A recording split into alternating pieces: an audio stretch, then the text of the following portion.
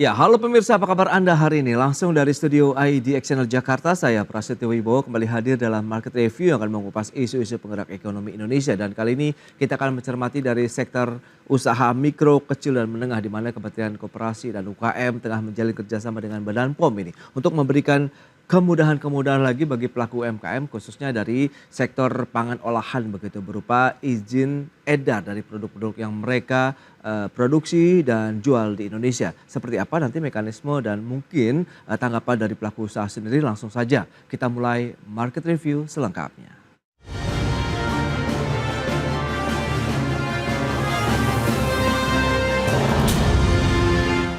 Ya, Kementerian Koperasi dan UKM bekerja sama dengan Badan Pengawas Obat dan Makanan Badan POM untuk memperkuat pengembangan UMKM, dan salah satunya dengan memperkuat standarisasi nasional guna melindungi UMKM dari ancaman serbuan produk impor.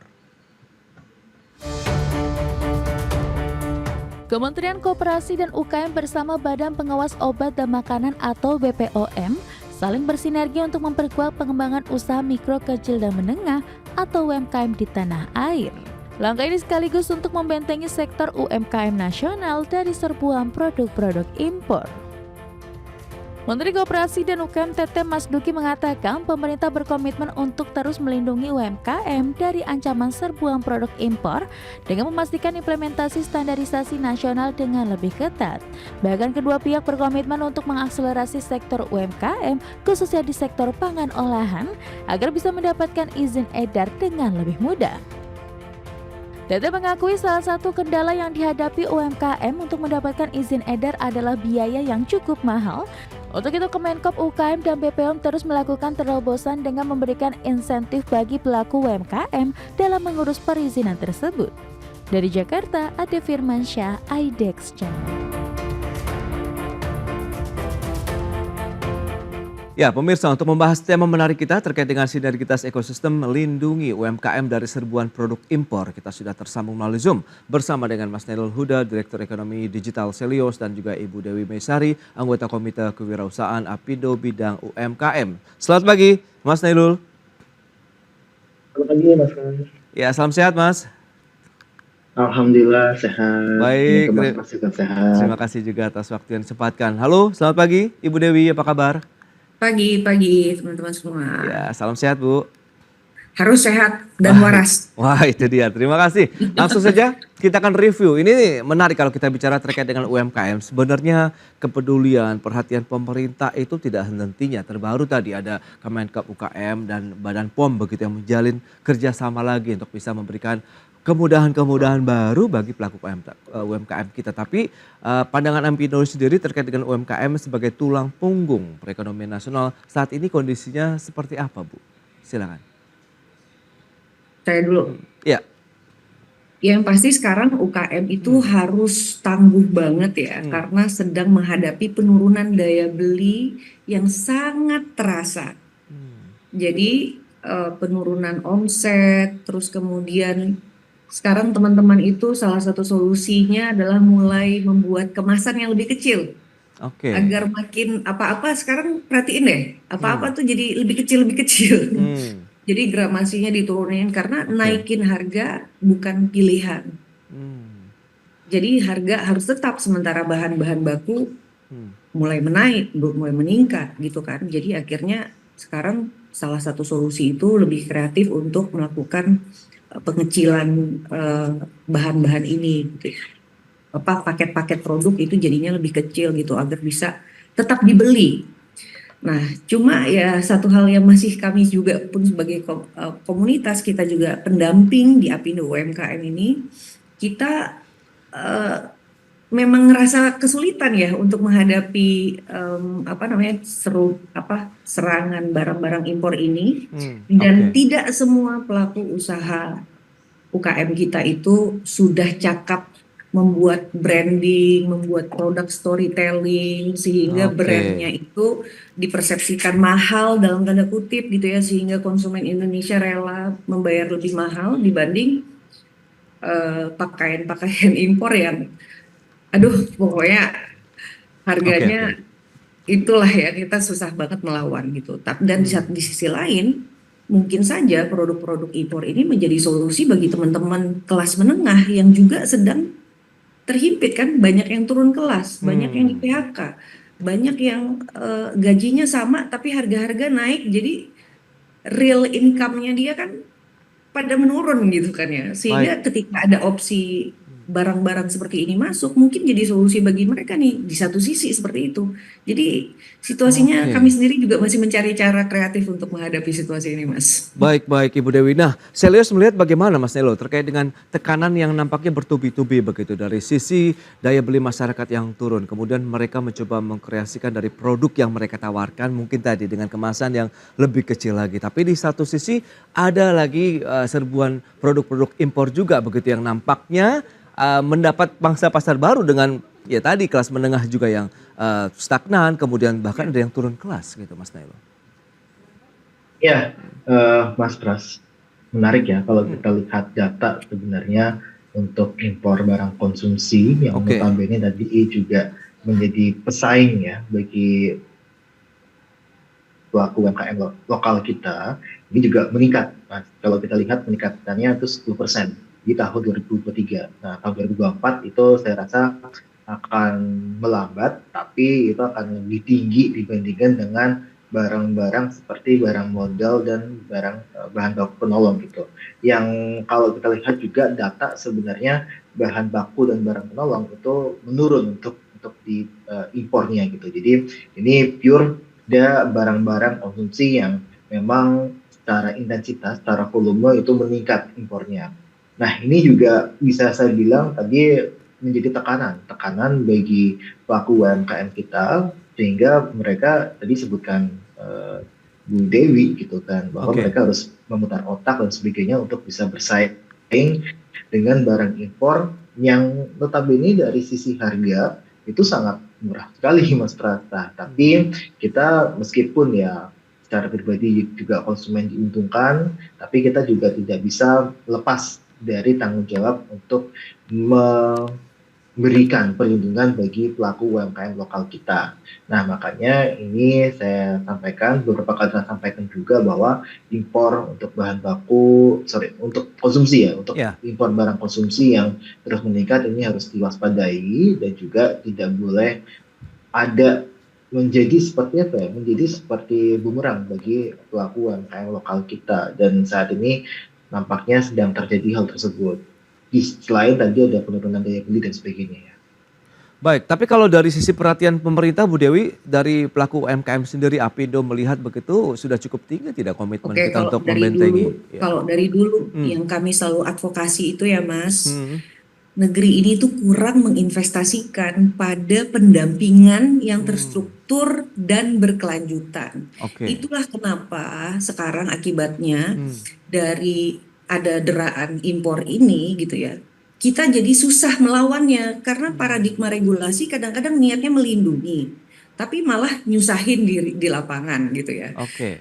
Paradigma penguatan itu tuh nggak ada obat lain kecuali pendampingan yang terstruktur dan berkelanjutan. Jadi bukan sekedar acara-acara pelatihan 2 hari seremoni dibuka Oke. pejabat, Ya, ya. habis itu selesai, nggak ada sisanya. Kalau boleh saya cerita 2 data ya. Pertama soal fakta yang contoh kebijakan yang dilakukan oleh Korea Selatan. Itu untuk membangun sektor pertaniannya mereka mencetak 30.000 pendamping ya yang dilatih dengan materi setara 10 SKS kalau kuliah. Oke.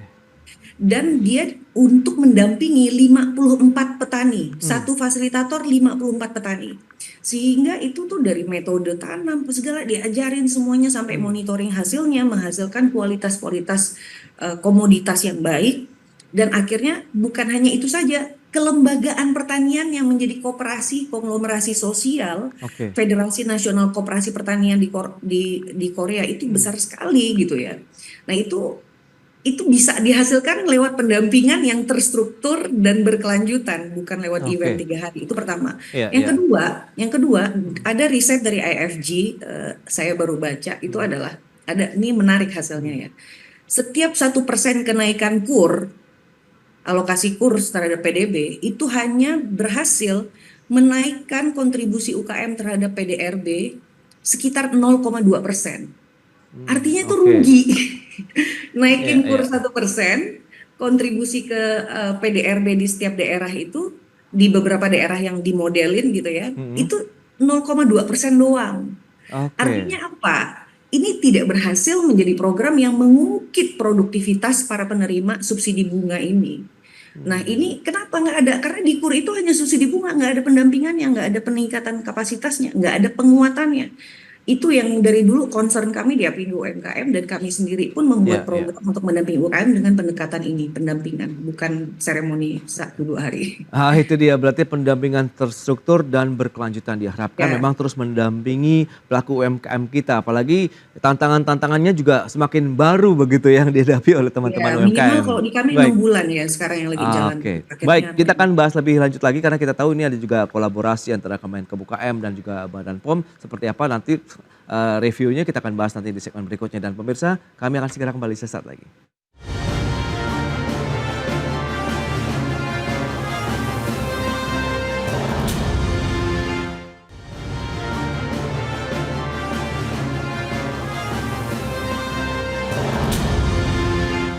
Ya, pemirsa Badan Pengawas Obat dan Makanan atau BPOM memastikan bakal memfasilitasi penerbitan izin edar untuk produk UMKM, terutama pangan industri rumah tangga atau PIRT di tanah air. Dan saat ini jumlah produsen pangan olahan yang terdaftar sebanyak 6.000 usaha.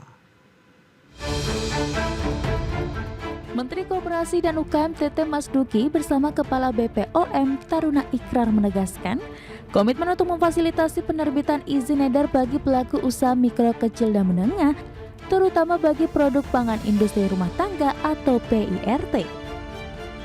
Dan untuk memaksimalkan layanan perizinan edar ini, BPOM akan menggerakkan unit teknis di 76 kota di seluruh Indonesia untuk turut serta melakukan sistem jemput bola. BPOM juga bekerja sama dengan stakeholder terkait di daerah, termasuk dengan Dinas Koperasi dan Perdagangan di setiap provinsi. Saat ini BPOM mencatat jumlah produsen pangan olahan UMKM yang baru terdaftar sekitar 6.000, sehingga masih sangat banyak potensi yang masih bisa diberdayakan. Tidak hanya itu, pembahasan juga mencakup peraturan pemerintah nomor 28 tahun 2024 tentang peraturan pelaksanaan Undang-Undang nomor 17 tahun 2023 tentang kesehatan, di mana Kemenkeu UKM dan BPOM tengah merumuskan aturan teknis yang sesuai amanat Undang-Undang Kesehatan agar tidak memberatkan UMKM. Namun demikian tetap konsisten melindungi konsumen dari konsumsi gula, garam, dan lemak. Dari Jakarta, Ade Firmansyah, IDX Channel.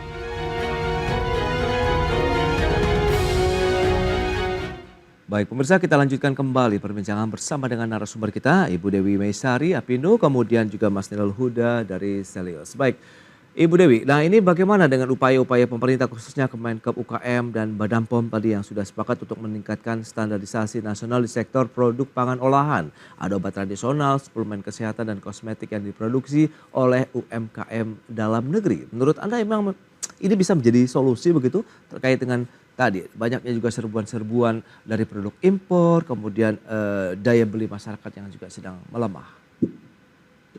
Ini jelas bisa menjadi solusi karena bisa, legalitas itu kan bisa meningkatkan kepercayaan konsumen. Tapi sebenarnya harus dilihat akar masalahnya. Oke. Izin edar itu PIRT. Kalau kita teropong ya Mas ya, salah satunya yang untuk UKM itu. Kalau kita teropong, salah satu prosedur untuk dapetin PIRT itu, business owner-nya itu harus punya yang namanya pelatihan, sertifikat pelatihan keamanan pangan. Oke.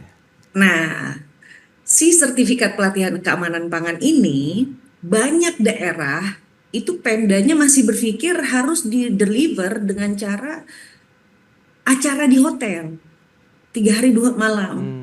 Jadi setiap banyak Pemda itu ya, UKM-nya yang butuh izin edar misalnya 2.000, 1.000 setahun gitu ya. Kuotanya tuh dia cuma bisa ngeluarin PKP itu 100. Kadang 80, 70. Aduh, terus kita advokasi agar pelatihan itu bisa dibikin digital. Sehingga biaya ke hotel itu jadi tidak perlu belajar sendiri pakai online dan datang ke Pemda masing-masing untuk ujian saja. Bukan untuk dilatih 3 hari. Dan ini sudah ada contoh kayak di Pemda Denpasar ya. Itu mereka tuh bikin buku. Jadi daripada bikin pelatihan 3 hari atau 2 hari gitu, eh, setiap kali yang datang itu dia kasih buku atau PDF-nya. Nah nanti disuruh belajar sendiri di rumah, Oke. terus datang lagi ke DPM PTSP-nya untuk ujian sehingga bisa dapat sertifikat itu. Nah sebenarnya cara-cara inovatif seperti ini tuh sangat perlu dinasionalkan karena nggak semua Pemda berpikir seperti Denpasar tadi gitu ya. Dan yang inovatif-inovatif sebenarnya materi-materi ini tuh wajib memang harus diajarkan kepada business owner, tapi caranya tidak mesti harus kayak gitu sehingga kuota yang bisa dikasih itu cuma 100 per tahun, orang ngantri. Oke. Jadi banyak UKM Iya, itu iya. bukannya nggak mau ngurus izin edar, mau, cuma Hmm. kuotanya ini. Ngisi form SPP IRT-nya udah online di OSS bagian sudah, tapi giliran mau memenuhi, mau Iya, iya. mensubmit sertifikat PKP-nya ini, nah bottleneck-nya di sini nih Mas ini. Wow, wow. Oke, oke. Mas Nelul, ini pandangan Anda bagaimana nih? Nampaknya tantangannya juga ternyata tidak di satu titik begitu. Bahkan pada saat proses pelatihan pun diberikan begitu, ya ternyata ada batasan kuota begitu di masing-masing daerah. Kemudian tadi implementasinya hanya beberapa hari. Meskipun Pindus sudah menyebutkan sebaiknya 10 SKS atau beberapa bulan begitu. Sehingga benar-benar bisa masuk. Sementara ada alternatif lain dengan digitalisasi begitu. Dengan membuat satu aplikasi kah atau pelatihan-pelatihan dalam bentuk secara online misalnya. Silakan. Ya, baik Mas Pras. Kalau digitalisasi pun sebenarnya kita menghadapi masalah baru juga gitu kan, akses Oke. internet dan sebagainya itu belum merata gitu kan. Jadi memang di daerah-daerah itu kalau untuk dia akses internet itu belum sebagus Jakarta atau Pulau Jawa lah. Itu yang pertama. Yang kedua adalah sebenarnya kita dari sisi untuk kebijakan ya Mas ya. Kita Oke. ngomongin kebijakan, kita melihat sebenarnya untuk pelatihan UMKM itu tidak terpusat di Kemenkop UKM. Kita banyak sekali tersebar untuk masalah UMKM ini di berbagai instansi.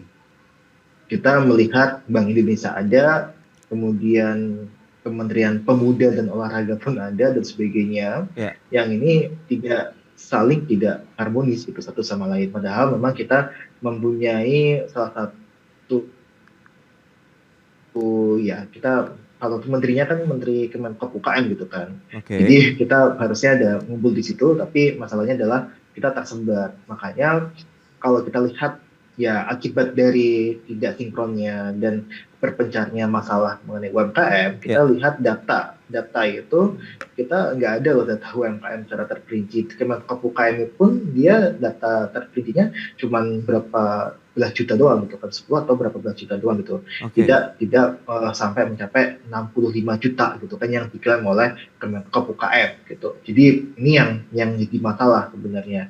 Nah, yang ketiga adalah masalahnya adalah perlindungan yang diberikan oleh pemerintah dan sebagainya. Mungkin kalau masalah pelatihan dan peningkatan SDM, Bu Dewi tadi sudah menjelaskan secara detail. Tapi kalau saya pribadi melihatnya adalah dari perlindungannya. Perlindungan bagi pelaku UMKM kita tuh sangat minim, Mas. Kalau kita lihat sebenarnya kan satunya aja kalau kita ngomongin mengenai makanan ya, makanan olahan dan sebagainya gitu. Iya. Nah, yang terjadi adalah di dahulu kita kalau misalkan kita ingin menjual barang frozen ya, barang olahan frozen, kita harus ada izin BPOM dan sebagainya. Ketika dia tidak izin itu ditangkap dan sebagainya.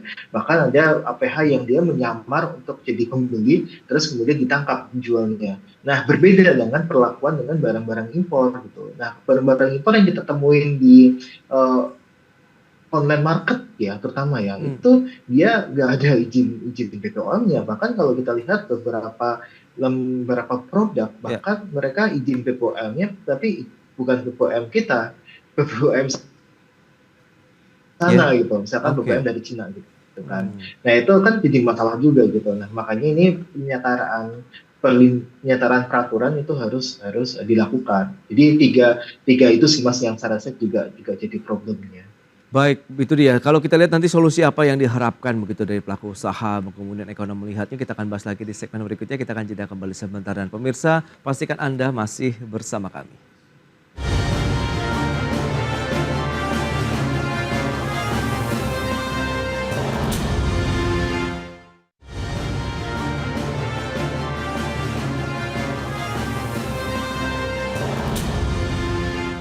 Ya, terima kasih Anda masih bergabung bersama kami dalam Market Review dan langsung saja kita review kembali nih. Ibu Dewi, lantas bagaimana kalau misalnya beberapa tantangan tadi di beberapa titik pun masih menjadi bottleneck. Nah, kira-kira apa yang diharapkan dari pelaku usaha UMKM sendiri berdasarkan pengalaman yang sudah dialami begitu oleh teman-teman pelaku UMKM untuk bisa mendapatkan satu solusi yang komprehensif kalau benar-benar kita siap untuk memproduksi produk barang apapun begitu dengan standarisasi nasional, kemudian siap juga bersaing dengan produk-produk impor.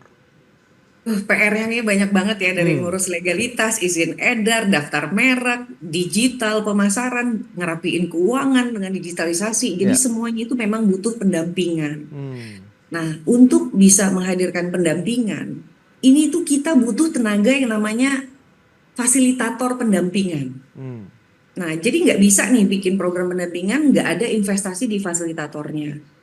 Nah, saya tuh pernah ngitung ya, kalau misalnya kita itu menargetkan supaya bisa ngedampingin 12 juta UMKM setahun gitu ya, kita butuh setidaknya 60.000 pendamping.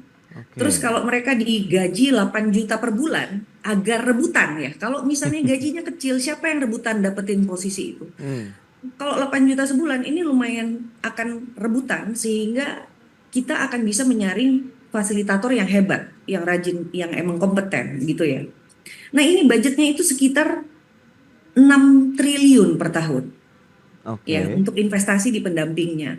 Sementara uang kita habis kebakar yang rugi tadi itu ya, kenaikan 1% pur hanya bisa mendongkrak 0,2% kontribusi PDRB tadi, Hmm, itu subsidi kur tuh bisa 14 sampai 16 triliun Mas tahun Mas. oke.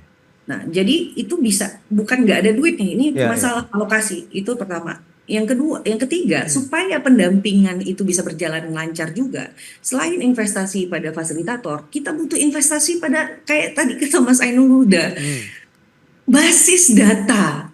Jadi oke. kami itu dari tahun 2017 itu advokasi ke pemerintah agar bikin suatu sistem basis data yang longitudinal. Jadi ada kayak misalnya kalau sekarang tuh kayak kata Mas udah tadi kan, Kemenparekraf bikin program, BI bikin program, ini bikin program, saling tidak tahu. Kadang-kadang pesertanya lo lagi lo lagi. Ah, oke. Materinya kadang sama yang Iya, iya, diikutin. iya. Nah, itu tuh sebenarnya bisa terpecahkan kalau ada sistem basis data yang mana pemerintah tuh Oke. punya form sistem formulir yang nyangkut kayak blok, yang ngikutin kehidupan seorang. Jadi misalnya saya Dewi Mesari ikut program Kemenperin, pakai form itu. Hmm, Nanti saya ngisi, data saya udah masuk, kesimpan. Terus saya mau ikut lagi program Parekraf, pakai form itu lagi. Pas saya isi, data saya yang udah sama, udah terisi otomatis, kemudian tapi karena ada pertanyaan baru dari Kemenparekraf, saya nanti tinggal ngisi selisihnya itu aja. Lama-kelamaan negeri ini jadi tahu pengusaha mana yang rajin ikut program dan memang menunjukkan progres yang baik, dan mana yang sebenarnya ngikut-ngikut doang tapi nggak ada progresnya. Sehingga kalau mau ngasih mesin gratis, kalau mau ngasih insentif-insentif lainnya akan tepat sasaran, bukan siapa yang deket sama pejabat yang dapat gitu. Nah, oke. jadi saya pikir tiga hal itu sih ya. Baik, baik. Nah, terakhir Mas Nailul, bagaimana dengan tadi beberapa solusi yang coba ditawarkan dari Apindo begitu. Yang penting bagaimana sinergitas ini benar-benar dirasakan manfaatnya, dampaknya bagi pelaku UMKM, mikro lah khususnya begitu yang memang sangat berjuangnya itu luar biasa sekali begitu saat ini. Silakan. Iya, saya totally agree sama Mbak Dewi tadi tentang data ya. Ya. Data memang jadi salah satu PR kita, Mas Pras sebenarnya. Kemudian kalau kita lihat sebenarnya dengan data yang valid, data yang bagus dan sebagainya, Hmm, pengambilan kebijakan itu akan jauh lebih terukur gitu kan, jauh lebih terukur. Kemudian juga kalau kita melihat apakah nanti bisa dievaluasi, tadi kan juga dievaluasi apakah program ini efektif, efisien dan sebagainya, berdampak kepada PDB UMKM dan sebagainya, itu bisa kita ukur. Dan kita memang Mas Pres sayangnya adalah kita tidak pernah mengupdate data makroekonomi dari UMKM. Itu salah satu PR kita juga gitu kan. Kita melihat di data websitenya Kemenkop UKM itu udah sangat usang sekali, yang 2019 selalu ya Mas?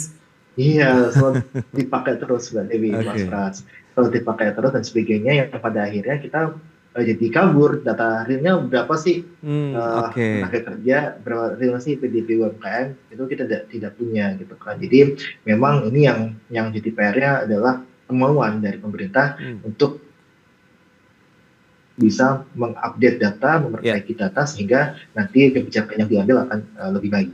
Itu dia, berarti pemutakhiran data ini juga menjadi salah satu solusi yang diharapkan begitu, sehingga akan terus terupdate berapa sih jumlah real ya pelaku UMKM di Indonesia, kemudian tadi beragam upaya-upaya mitigasi, kemudian bagaimana potensi meningkatkan dan mengembangkan lagi potensi UMKM pun juga perlu diperhatikan dari sisi pendampingannya. Tidak boleh sebentar, jangan terlalu terkesan seremonial begitu ya Bu ya, dan juga Mas Nailul. Berapa itu buat seremonial? Baik. Ini sayang sekali waktu terbatas ini Bu Dewi, terima kasih banyak nih atas waktu sharing yang sudah Anda sampaikan ya kepada pemirsa. Mas Nailul, terima kasih juga atas analisis yang sudah Anda berikan kepada pemirsa pada hari ini. Selamat melanjutkan aktivitas Anda kembali. Salam sehat Mas Nailul, Mbak Dewi, terima kasih. Salam sehat Mas Pras, Mbak Dewi. Salam sehat semuanya.